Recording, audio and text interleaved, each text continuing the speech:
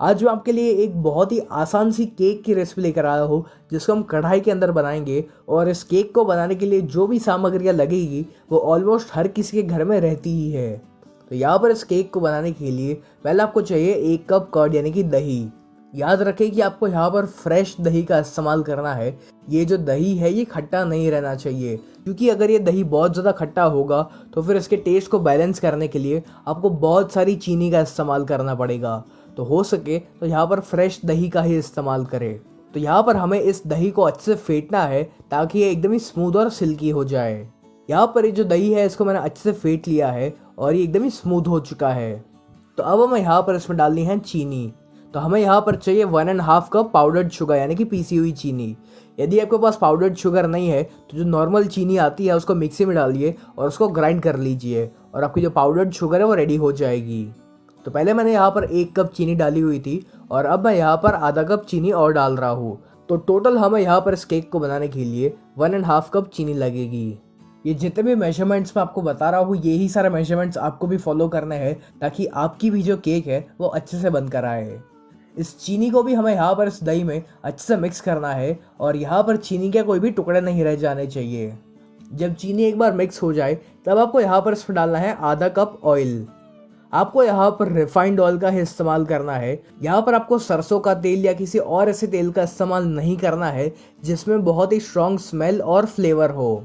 अब हमें यहाँ पर इस तेल को इसमें अच्छे से मिक्स करना है। जैसे कि आप देख सकते हो कि अभी ये जो तेल है ये ऊपर की तरफ तैर रहा है, तो इसको हमें अच्छे से मिक्स करना है ताकि ये इस दही के साथ और चीनी के साथ घुल जाए।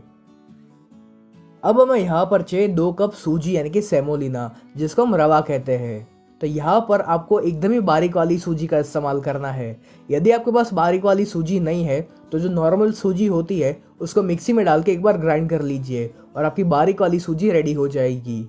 मेरे पास भी यहाँ पर बारीक वाली सूजी नहीं थी तो मैंने भी इस सूजी को मिक्सी में डाल के इसको बारीक कर लिया है। तो बस इस सूजी को हम इस बैटर में एक बार अच्छे से मिक्स करेंगे। इस केक को बनाना इतना आसान है ना कि मुझे यकीन है कि इस वीडियो को पूरा देखने के बाद आप इस रेसिपी को ज़रूर ट्राई करोगे। चलिए यहाँ पर इस बैटर में मैंने सूजी को अच्छे से मिक्स कर लिया है, लेकिन अभी फ़िलहाल ये जो बैटर है ये काफ़ी गाढ़ा है, तो हमें यहाँ पर इसमें डालना है दूध। तो यहाँ पर इस रेसिपी में हमें आधा कप दूध लगेगा। तो पहले हमें यहाँ पर सिर्फ 1/4 कप दूध का इस्तेमाल करना है और बाकी का जो 1/4 कप दूध है उसको हम बाद में यूज़ करेंगे। चलिए यहाँ पर हमारे जो बैटर है ये बनकर रेडी हो चुका है और इसकी जो कंसिस्टेंसी है ये अभी फ़िलहाल ऐसी है, लेकिन अभी हमें यहाँ पर इस बैटर को ढक कर इसे हम 10 मिनट के लिए रेस्ट करने देंगे ताकि ये जो सूजी है ये अच्छे से फूल जाए। और जब तक हमारा बैटर रेस्ट करता है तब तक हम बाकी की तैयारी कर लेते हैं। तो यहाँ पर हम इस केक को एक कढ़ाई के अंदर बनाने वाले हैं और जैसे हम अवन को प्रीहीट करते हैं उसी तरह हमें यहाँ पर इस कढ़ाई को भी प्रीहीट करना है। जैसे किसी भी चीज़ को फ्राई करने से पहले हम तेल को गर्म करते हैं, बस उसी तरह ही हमें यहाँ पर इस कढ़ाई को भी अच्छे से गर्म करना है। तो उसके लिए हमें इस कढ़ाई में डालना है 1 कप नमक। इस नमक को हम हर जगह पर अच्छे से स्प्रेड कर लेते हैं। और ऐसा नहीं है कि आपने एक बार इस नमक को इस्तेमाल कर लिया तो आप इसको वापस इस्तेमाल नहीं कर पाओगे। आप जितनी भी बार बेकिंग करोगे तो आप इसी नमक को बार बार यूज़ कर सकते हो। अब हमें यहाँ पर इस कढ़ाई को ढक कर इसे हाई फ्लेम पर 10 मिनट के लिए गर्म होने देना है। चलिए जब तक ये जो कढ़ाई है ये गर्म होती है तब तक हमें यहाँ पर एक ऐसा केक टिन लेना है या आपके घर में जो भी डिब्बा अवेलेबल हो आप उसका यहाँ पर इस्तेमाल कर सकते हो। और अब हम इस केक टिन को तेल से अच्छे से ग्रीस कर लेते हैं ताकि जब हमारी केक बनकर रेडी हो जाए तो वो इसमें से आसानी से बाहर निकल पाए। अब हमें यहाँ पर चाहिए कुछ टूटी फ्रूटी। वैसे देखा जाए तो टूटी फ्रूटी को डालना ऑप्शनल है, आप चाहो तो इसके बदले कुछ ड्राई फ्रूट्स का भी इस्तेमाल कर सकते हो। और यदि आपको ये देखना है कि घर पर टूटी फ्रूटी कैसे बनानी है तो मुझे कमेंट्स में ज़रूर लिखकर बताइए, मैं उसकी भी रेसिपी आपके साथ शेयर करूँगा। तो पहले हम यहाँ पर इस टूटी फ्रूटी को मैदा से डस्ट करेंगे।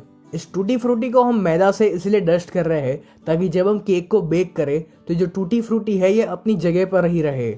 आमतौर पर क्या होता है कि बेक करते समय पर ये जो टूटी फ्रूटी है ये एकदम ही नीचे चली जाती है, तो ऐसा ना हो इसलिए ये ज़रूरी है कि इस टूटी फ्रूटी को आपको मैदा से डस्ट करना है।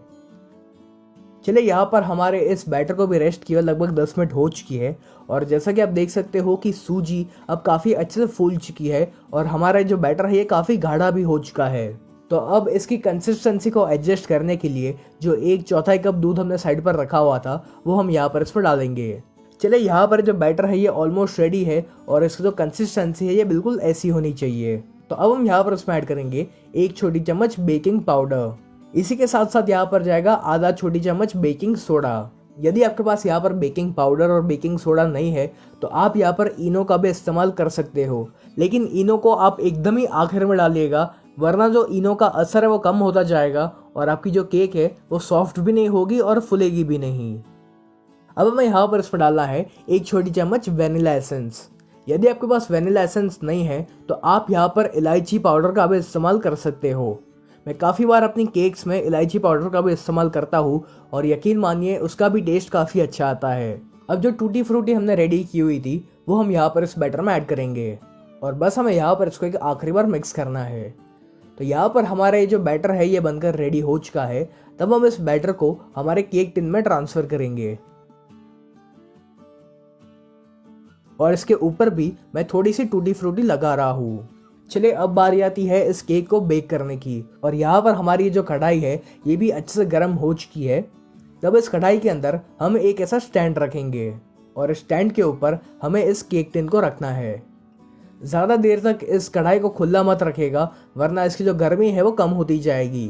तो फटाफट से इसको ढकिए और इस केक को आपको मीडियम फ्लेम पर लगभग 30 या 40 मिनट के लिए पकाना है।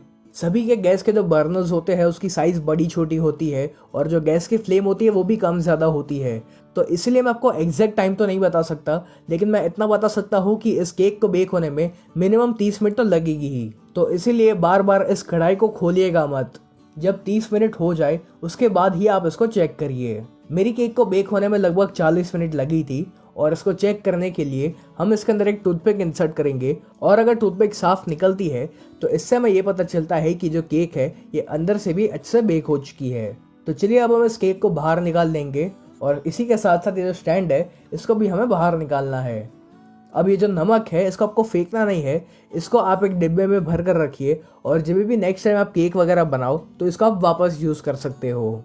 अब आपको यहाँ पर जल्दबाजी ज़रा भी नहीं करनी है, यानी कि जब केक गरम गरम हो तभी आपको उसको केक टिन में से बाहर नहीं निकलना है, वरना ये जो केक है ये बिखर सकती है। इस केक को आपको पूरी तरीके से ठंडा होने देना है और जब ये एक बार अच्छे से ठंडा हो जाए तब इस केक के आजू बाजू आपको ऐसा चाकू घुमाना है ताकि एकदम ही आसानी से बाहर निकल पाए।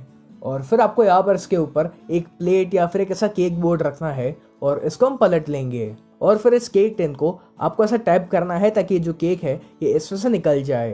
तो लीजिए यहाँ पर जो केक है ये बहुत ही आसानी से इस केक टिन में से बाहर निकल चुकी है और जैसा कि आप देख सकते हो कि यहाँ पर जो केक का कलर है ये बहुत ही अच्छा सा गोल्डन ब्राउन आया हुआ है।